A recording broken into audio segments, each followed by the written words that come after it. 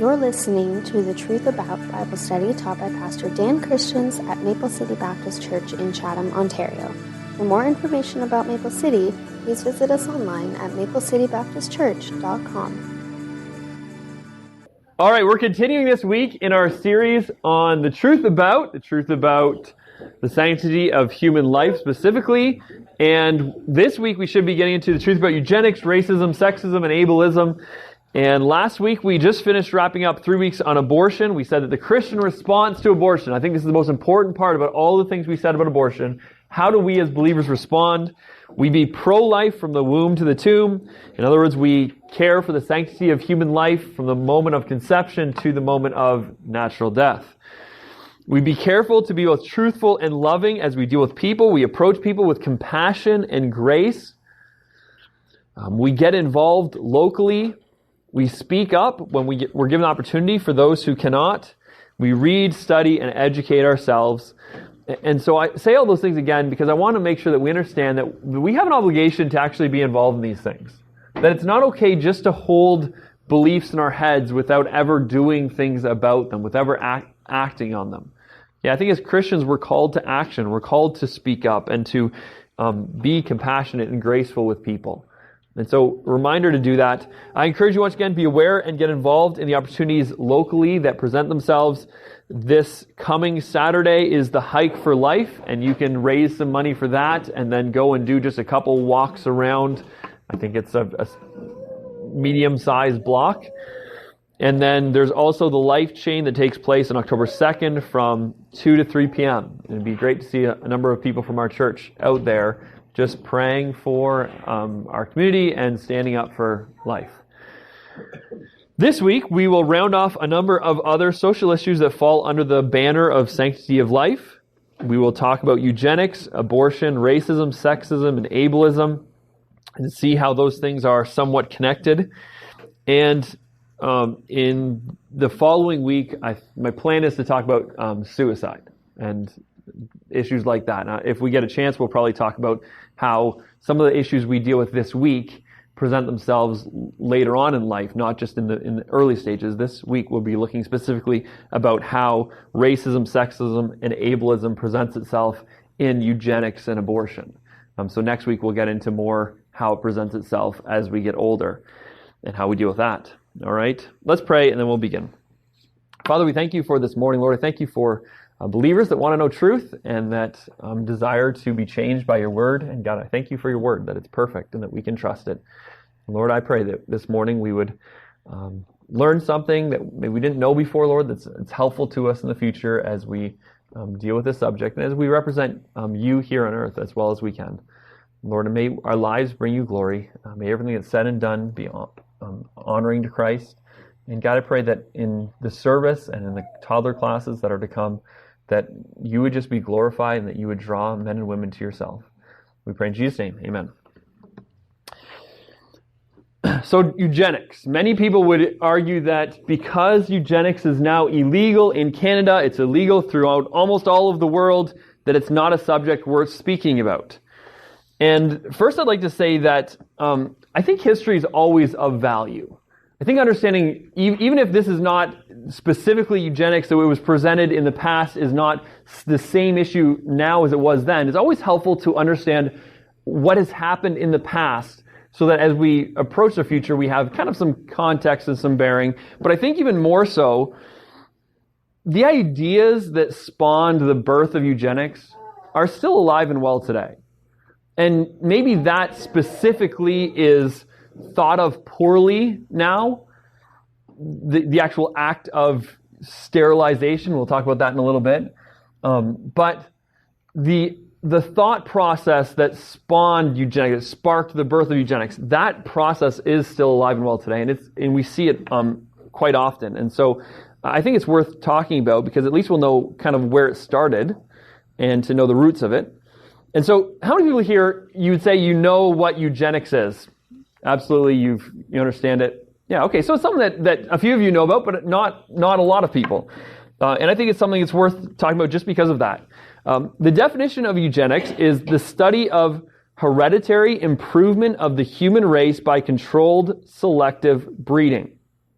Okay, so a simple definition, it's a science that tries to improve the human race by controlling which people become parents. That's what eugenics is. The Greek word that eugenics comes from literally means well-born, or a good birth.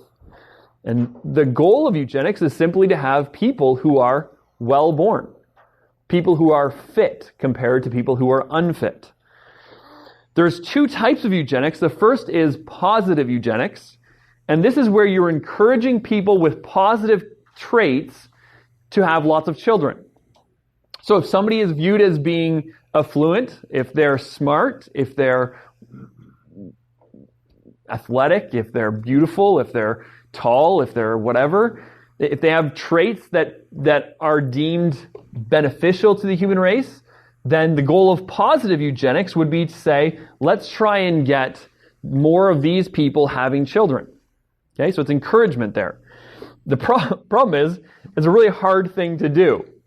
Because how do you give some type of benefit only to a certain group of people for having children?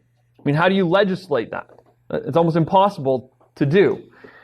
And one of the things that they've done propaganda, or at least they did in the past, and they had slogans like fewer but fitter children. And this was like just this propaganda. So get this in people's minds that the goal is not more kids, the goal is better kids. And so let's focus on that in our society. So that'd be positive eugenics. The negative side of it, negative eugenics, is discouraging or disallowing people with negative traits from having children. And so this would be teaching birth control methods to the people that you don't want to have kids. It would also be optional sterilization, where you say, if you are willing to undergo sterilization, we will perform that surgery on you for free. And it's forced sterilization in some cases, where people who are deemed to have negative character traits are forced to be sterilized so that they no longer can have children. And so I think immediately as we talk about what eugenics is, you see that there's a clash between the Christian worldview and the secular worldview. And I'll explain why. Because from a secular perspective, as well as I can do, I see improving the human race as a positive evolutionary step from a secular perspective. So if I'm trying to think about this completely logically, okay? If I'm taking my Christian faith out of this, and I'm coming from a complete secular perspective, and I say, okay, if we have the ability to have less people born who will potentially commit crimes or be a burden on society, and more people born who will be beneficial to society, then this seems to be something that would be a good idea. Okay, that would be a purely secular perspective. Ethics and morality aside, the logical benefits of this science are great. If I was to challenge you, you might say, oh, no, that's not the case. But if I was to challenge you just from a logical perspective, faith aside, if I had a chart of pros and cons, and I said, okay, give me the pros of eugenics, of trying to have more children who are well-born, okay? And you were to list the pros, and then I would say, okay, now give me some of the cons. What's bad about this? From a purely logical secular perspective, it'd be really hard to match those lists up even, right? We'd have a lot of pros and probably very few cons. But from the Christian perspective, we know that God weaves people together in the womb the way that they are, that He has a purpose for them, that every human being is an image bearer of God and is therefore of infinite value. And so God, He's doing something on purpose when He puts people together this way, however they're put together. And when a Christian looks at this, we don't see some people who are just more beneficial to society than others. We see God having a different purpose in society for these people than for these people. We don't see some people who are more valuable than other people. We see people of equal value in God's sight, who God loves equally, who they're here for a reason. And they deserve the same kind of love and respect and care and protection as anyone else. And so from a Christian perspective, eugenics is deplorable. It's an awful thing. I want to give you a little bit of a history so we can kind of ground ourselves and understand how this has impacted our nation and the United States in the past. Here in Canada, our track record is actually much better than America and than a lot of places in the world. It's certainly a lot better than it is when it comes to our track record on abortion.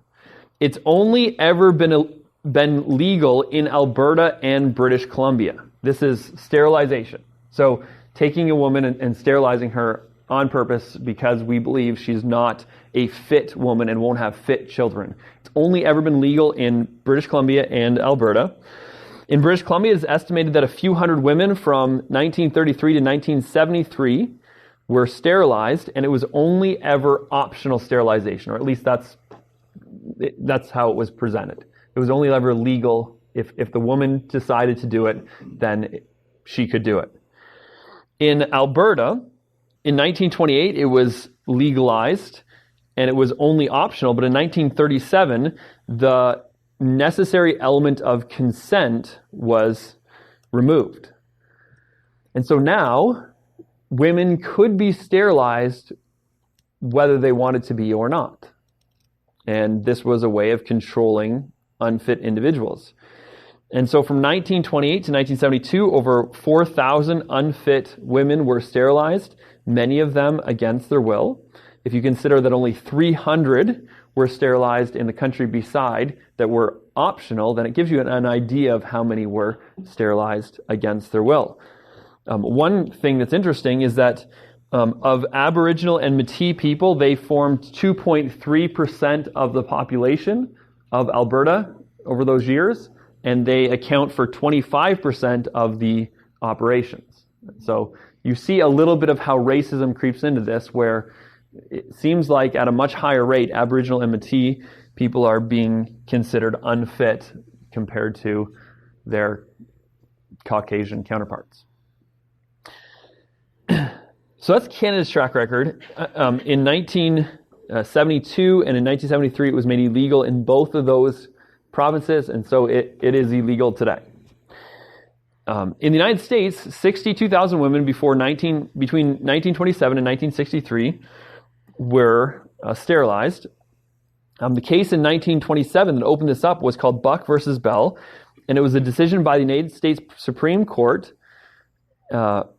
And the court rules that the state statute permitting compulsory sterilization of the unfit, including the intellectual disabled, was for the protection and health of the state. The decision was seen as an endorsement of negative eugenics, the attempt to improve the human race by eliminating defectives from the gene pool. And there are statements from those court proceedings that say things like morons. We're trying to disallow morons from being, it's mean. Like the things that they were saying about this woman who was trying to prevent herself from being sterilized. And ultimately, the court was against her, and she was sterilized against her will. And so this happened 62,000 times in the United States. And what's interesting is the Supreme Court has never expressly overruled Buck versus Bell. Now, it's not legal in the United States to have that happen, but they've never dealt with that case specifically and overruled it. So why are we talking about eugenics? Forced sterilization was a bad thing. I think we all agree with that. Around the world, it's seen as generally a negative thing. Certainly there are still people who are for it, but not that many. But the important thing to understand is the thinking behind eugenics, that certain types of people should be avoided for a variety of reasons. So that's the thinking. There are certain people that are not good for us. There are certain people that should be avoided. There are certain people that we need to deal with in a way that eliminates them from being born, right?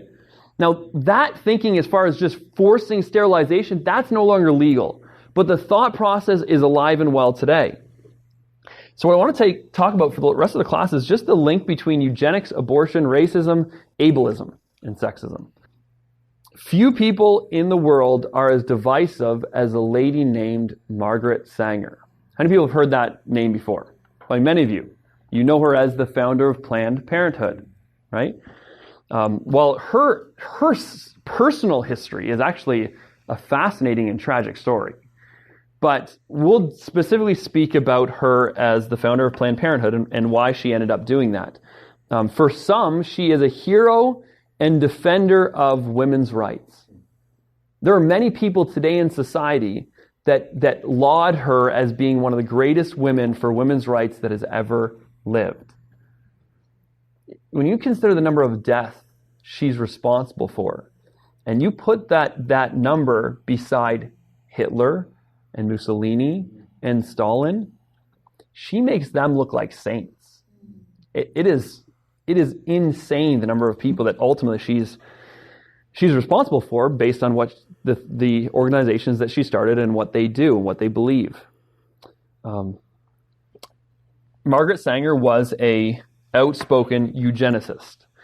Washington Times wrote, Sanger shaped the eugenics movement in America and beyond the 1930s and 1940s.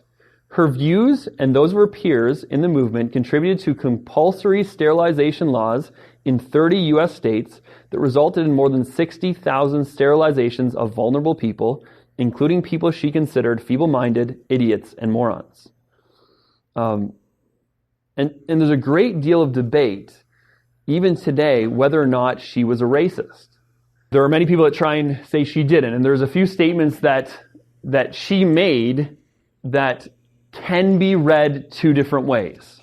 So I don't want to deal with those specific statements.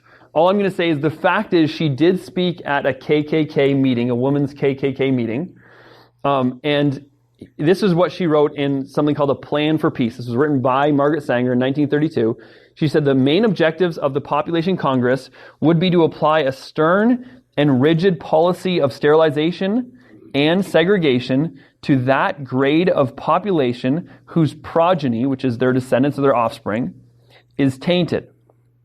Okay, so they're trying to put in a rigid policy of sterilization and segregation to that grade or that group whose descendants are tainted, or whose inheritance is such that objectionable traits may be transmitted to offspring. To give certain dysgenic, which is exerting a detrimental effect. So dysgenic groups in our population, their choice of segregation or sterilization. When you put a statement like that in the context of 1932, when you're talking about segregation or sterilization, these are two options for these dysgenic groups, or these groups who have detrimental effects on later generations whose characteristics that they'll inherit is undesirable. It really does seem like a racist statement. It's really hard to say a group that we're dealing about segregation and we're putting segregation and sterilization right beside each other. And so I feel like the evidence against Sanger being a racist is pretty strong. In 1957, Mike Wallace asked Margaret Sanger, what is the greatest sin? What is the worst thing you can do? I think the greatest sin in the world is bringing children into the world that have disease from their parents, that have no chance in the world to be a human being practically. So you get that the people who have what she says disease from their parents don't have a chance to be a human being practically. Delinquents, prisoners, and all sorts of things just marked when they're born. To me, that is the greatest sin that people can and do commit. And so that's the initial history of Margaret Sanger. How does abortion, eugenics, and racism tie together? I want to first quote something that Randy Alcorn said, and I hope this kind of tempers how you see what I'm saying. Randy Alcorn said, I do not believe that most people who support abortion rights are racists, any more than I believe that there are no racists among pro-lifers. I am simply suggesting that regardless of motives, a closer look at both the history and present strategies of the pro-choice movement suggests that abortion for the minorities may not serve the cause of equality as much as the cause of supremacy for the healthy, wealthy, and white. Okay, so you understand what he's saying there? He's not saying that every person that believes in abortion is a racist. But he's saying when we look at the industry as a whole, there seems to be a lot of racist impacts that are occurring.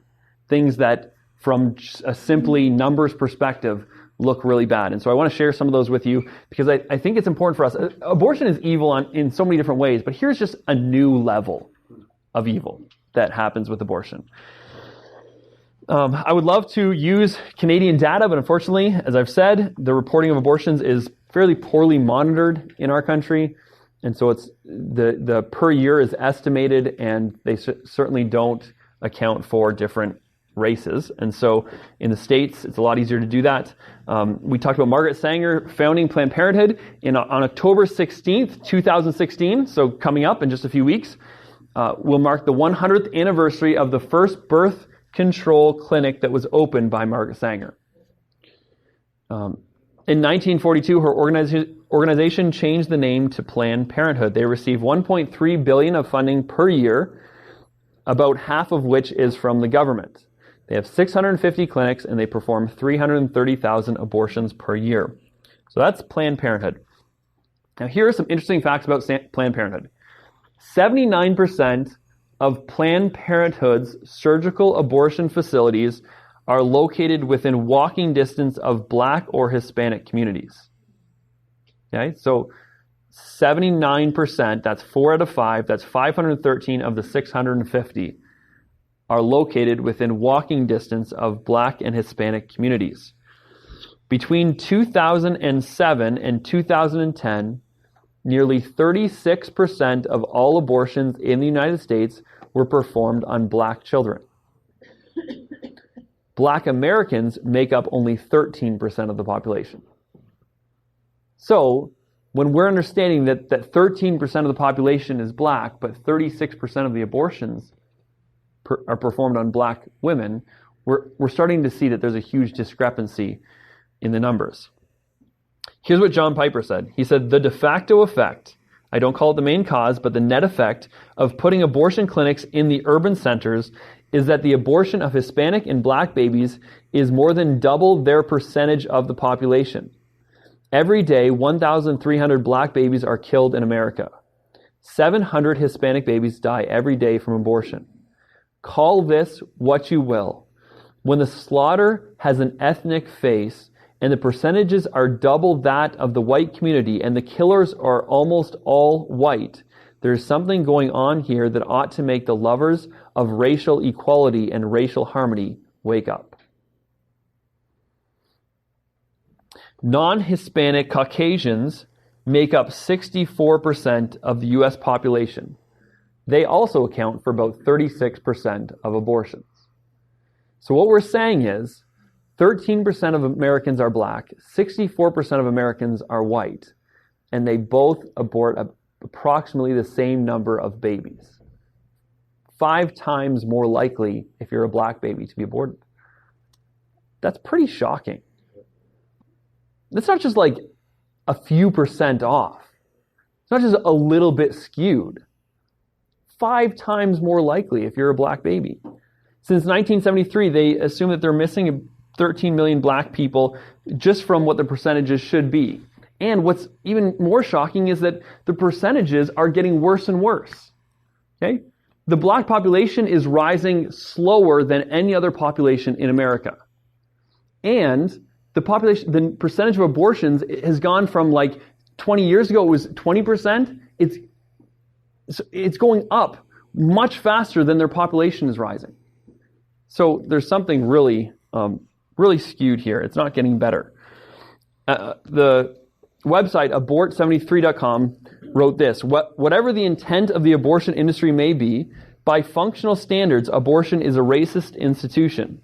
In the United States, Black children are aborted at nearly 5 times the rate of white children, and Hispanic children don't fare much better. Abortion, by the numbers, is a racist institution. That's not to say that all or even most of those who support abortion are racist, nor does it imply that there are not racists among those who oppose abortion. Okay? What some leaders are calling this is they're calling it the Black genocide. It's shocking the number of Black women who are having abortions compared to white. Here's what Martin Luther King Jr. said. He said, "The Negro cannot win as long as he is willing to sacrifice the lives of his children for comfort and safety. How can the dream survive if we murder the children? Every aborted baby is like a slave in the womb of his or her mother. The mother decides his or her fate." I don't want to belabor the point, but I hope we understand that abortion it absolutely is evil for so many reasons.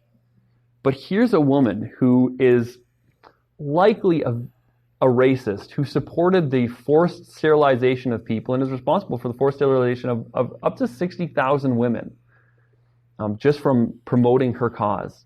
And now she begins a birth control facility that we're setting up 4 out of every 5 in Black or Hispanic communities, and they're just killing Blacks and Hispanics at such greater rate than whites. It's a terrible thing.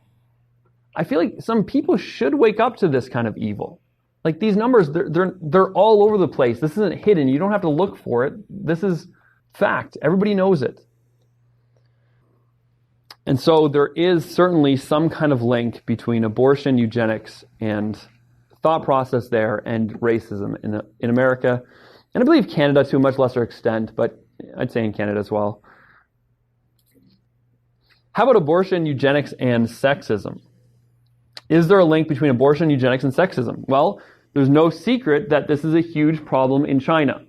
Okay? Now, I don't know if you know this, but in January of 2016, they removed the one-child policy. Okay? And that was basically because so many countries were so against it that eventually they finally conceded to remove it. But they are dealing with a problem in China where there's about 11 men for every 10 women. 1 out of every 11 guys has no real chance of finding a wife. What's been going on for so long? Again, this new kind of evil that comes with abortion. And this is, again, eugenics. What's the preferable trait? The preferable trait is a boy. And so let's get rid of the girls because we want boys. The same problem is happening in India. And again, it's illegal, but all of the standards of it being illegal aren't enforced. And so it's still, for every 100 women, there are 107 men. Yeah, you say those numbers, and that might go up. It's like, oh, there's just 1 extra or there's 6 extra. But when you talk about nations of 1 billion people, the numbers are staggering. In China, there are 696 million men and 640 million women. So 56 million difference. It gets pretty big when you start to blow up the numbers. And this was a problem that, believe it or not, was finding its way into Canada. Now, it was never legal to do this. Aborting women just for the fact that they're women in the womb is not legal, but it was happening, and they were starting to see that, and that's why they've stopped allowing women to know the sex of their babies, that they don't just offer that information, because they were finding that a lot of people were actually choosing to abort females. I think that all of us can agree that it's not a detrimental characteristic to be a woman. It's not a crime to be a female. I think that the fact that this is going on and not being dealt with is a shame. Abortion, eugenics, and ableism. How about for those who have some type of disability? Right now, it's estimated that about 90% of babies around the world with physical deformities are aborted. And about 90% of babies with Down syndrome are aborted. Some people think it's about 92%. That means that if a mother finds out prior to having her child that her child might have some kind of physical or mental disability, that she's 9 out of 10 times going to have that baby aborted. Those are stats from the American Journal of Medical Genetics. And what's interesting is when you actually talk to people who have children that have disabilities, you find out something very shocking. 99%, according to the American Journal of Medical Genetics, 99% of parents say they loved their child with a disability. 97% said they were proud of them. 4% of siblings would trade their sibling with Down syndrome. So if they could trade their sibling with Down syndrome, 4% would. 94% of siblings express feelings of pride over their brother or sister that had Down syndrome. Staggeringly high. 79% of parents felt that their outlook on life was more positive because of their child with Down syndrome. And for siblings, the response was even greater, with 88% feeling that they were better people because of their siblings with Down syndrome. You're getting that what we're doing here is we're saying that these characteristics in babies should be avoided. That somehow they're detrimental to society, that maybe that these people aren't going to have a good life, or they're not practically going to be able to be human. For whatever reason, we're putting on something against them and saying that they need to be removed. But when they're allowed to live, overwhelmingly, people find benefit from them. People say that they're proud of them. People say that their life is improved because of them and their outlook on life. So just statistics. There's a purpose and a plan for them. I know we know that because we know the Bible says that. But just when we look at statistics, it's clear that they're doing good things in society. That they're not a detriment or a hindrance to society. Amy, you had a comment. And I know of 3 different women that were told that they're making counseling. Yeah, absolutely. That happens often, where women early on in their pregnancy are told that there might be something wrong with their baby, that they might have Down syndrome, or they might have this disability or another disability. I know of a couple in our church that they went through that. The child's fine. There's nothing. I mean, and listen, I guess I said that wrong. The child would be fine either way, right? It wouldn't really matter either way. But the child didn't end up having a disability. So we're talking 9 out of 10 are being aborted because doctors are saying this, when sometimes it's not even the case. It's not even true. 99% of people with Down syndrome say that they're happy with their lives. That statistic is way higher than any other group of people in the world, any other culture in the world, any other profession in the world. And so we're not bringing in these terrible, useless eaters into the world. We're bringing in people who actually have joy, experience joy themselves, and bring joy to other people and purpose to people and wonderful things. Let's look at the Bible. John chapter 9. This is just a good story for us to wrap our minds around the fact that God does have a purpose for all these things. We know that in Psalm 139, you keep turning to John chapter 9, but Psalm 139, David says, I will praise thee, for I am fearfully and wonderfully made. Marvelous are thy works, and my soul knoweth right well. He talks about the fact that we are knit together by God in our mother's womb. And so God is making us who we are. God made you who you are. Right? He gave you the eye color. He gave you the hair color. He gave you the abilities. And whatever you are, God wove you into that. So He is your maker.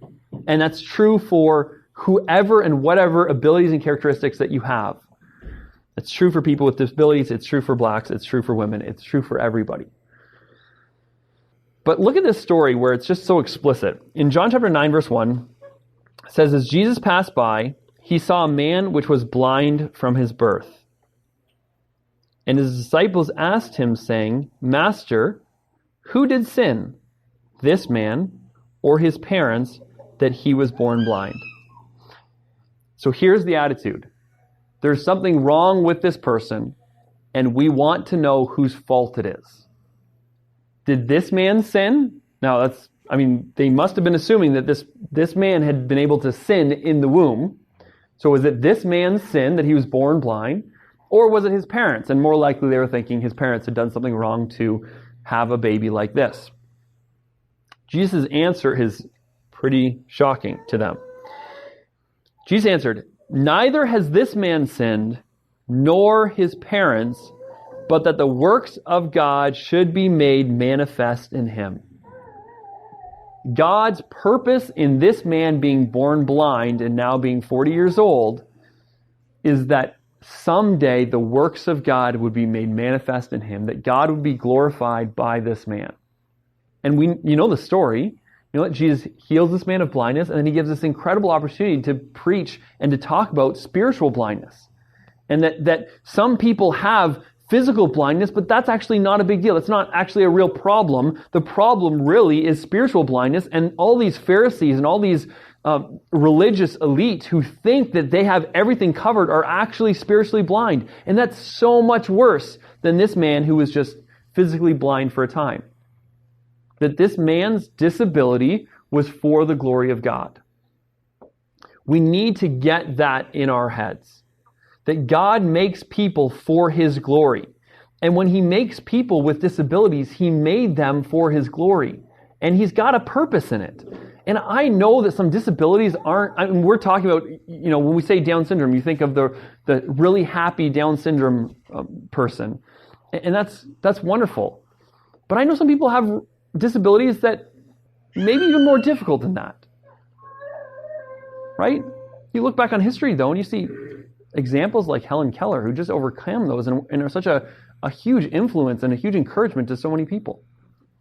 I get disabilities. Did you know that the runners who ran the 1,500 meter in the Paralympics, they beat the time of the runners who won the gold medal this year? It's amazing. That's here's the interesting thing, that we have a society who will celebrate the Paralympics. I heard that it was better attended than the actual Olympics. So the society will celebrate the Paralympics, but then we have the same society that's killing 9 out of 10 people with disabilities. That seems crazy. What are we doing? Are we telling those people that are now alive and well that their life actually isn't worthwhile, that they're not practically able to be humans? How does these statistics and this attitude, this mindset, fare for people who have disabilities today? According to our society, you probably should have been aborted. Your mother should have made that loving decision for you. What an awful thing to tell someone. I feel like when we look at this, we look at all of what we've spoken about over the last few weeks with abortion, just the amount of evil in this killing of babies is deplorable. It stacks on stacks on stacks, and no matter where you look at it, it's an awful thing. And so we should be against it. I want to close this morning by reading a letter that was written by the Reverend Jesse Jackson. If you know Jesse Jackson, he is a black rights advocate in the States. He's very outspoken. A lot of people would call him a race baiter because it seems like he's always trying to bring race into everything. And he is currently pro-abortion, but he wasn't. And for a lot of his life, he wasn't pro-abortion. It's just his very liberal leanings eventually led him to that position, or maybe required of him politically. But this is what he wrote in 1977 in the National Right to Life News in an article January 1997. He said, "The question of life is the question of the 20th century. Race and poverty are dimensions of the life question, but discussions about abortion have brought the issue into focus in a much sharper way. How we will respect and understand the nature of life itself is the overriding moral issue, not of the black race, but of the human race. The question of abortion confronts me in several different ways. First, although I do not profess to be a biologist, I have studied biology and I know something about life from the point of view of the natural sciences. Second, I'm a minister of the gospel and therefore feel that abortion has a religious and moral dimension that I must consider. Third, I was born out of wedlock and against the advice that my mother received from her doctor, and therefore abortion is a personal issue for me." You recognize this? He's saying that from the aspect of biology, it's a human baby. From the aspect of the gospel, God considers that a human being that should be protected. And personally, his position is that his mother was out of wedlock when she had her and was told by the doctor she should have an abortion. So this is where he comes from. From my human perspective, human life is the highest good, the summum bonum. Human life itself is the highest human good, and God is the supreme good because he is the giver of life. There are those who argue that the right to privacy is of higher order than the right to life. I do not share that view. I believe that life is not private, but rather it is public and universal. If one accepts the positive that life is private, and therefore you have the right to do with it as you please, one must also accept the conclusion of that logic. That was the premise of slavery. You could not protest the existence of treatment of slaves on the plantation because that was private and therefore outside of your right to be concerned. Right? So we can't hide behind this whole, it's just a private matter between them and their doctor. It's not for me to get into. Saying, yeah, people could have said the same thing about slavery.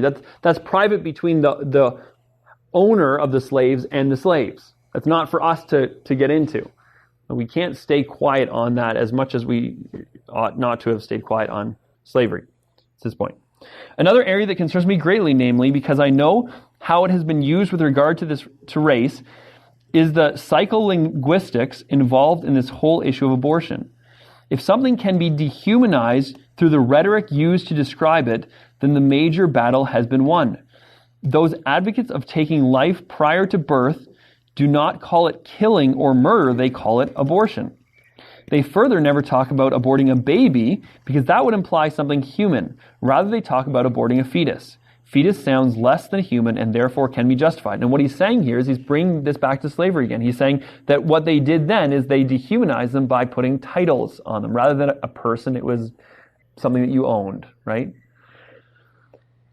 What happens in the mind of a person and the moral fabric of a nation that accepts the aborting of the life of a baby without the pang of conscience? What kind of person and what kind of society will we have 20 years from now if life can be taken so casually? It is that question, the question of our attitude, our value system, and our mindset with regard to the nature and worth of life itself, that is the central question confronting mankind. Failure to answer that question affirmatively may leave us with hell right here on earth. So that's what Reverend Jesse Jackson wrote in 1977. I thought that so much of what he said is relevant and applicable today, and I'm sad that he doesn't feel that way still. But I think he brought up a lot of good points. And